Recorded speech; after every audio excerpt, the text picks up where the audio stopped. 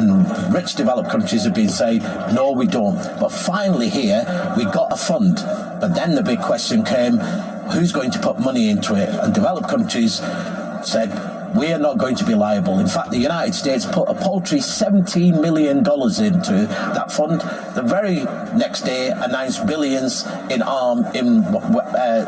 money for missiles and bombs to Israel and to Ukraine. So it shows you the disparity of what's going on. And this has been a long-standing issue.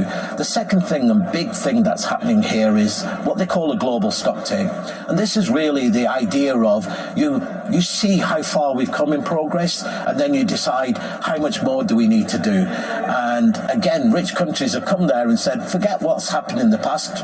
We might not have acted in the past. Forget all of that we're responsible for all that. Now we just have to look towards the future.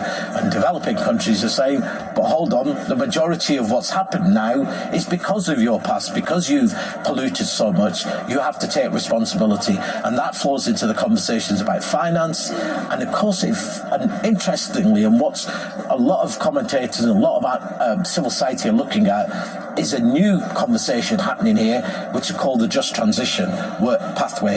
In the United States, we've seen the IRA, the idea of transition in the economy, and there's calls for that to be happening at a global level.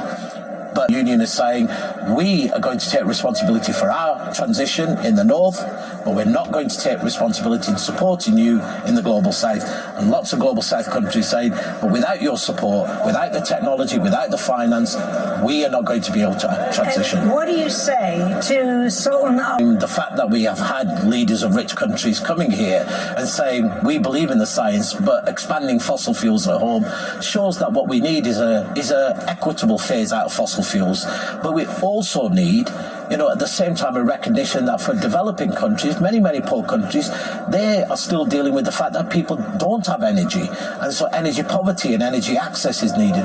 And the only way we can be both deal with the fossil fuel issue and deal with the question of poverty is to connect both and to say we need an equitable phase out, but we also need a just transition. This is society is the eyes, ears and voice of people, is to be able to put pressure not only in the negotiating rooms but on the outside. And one of that is by our power and mobilising. When you take away one of our key tools, you minimise our ability to be able to shape these negotiations and deliver the impact that we need.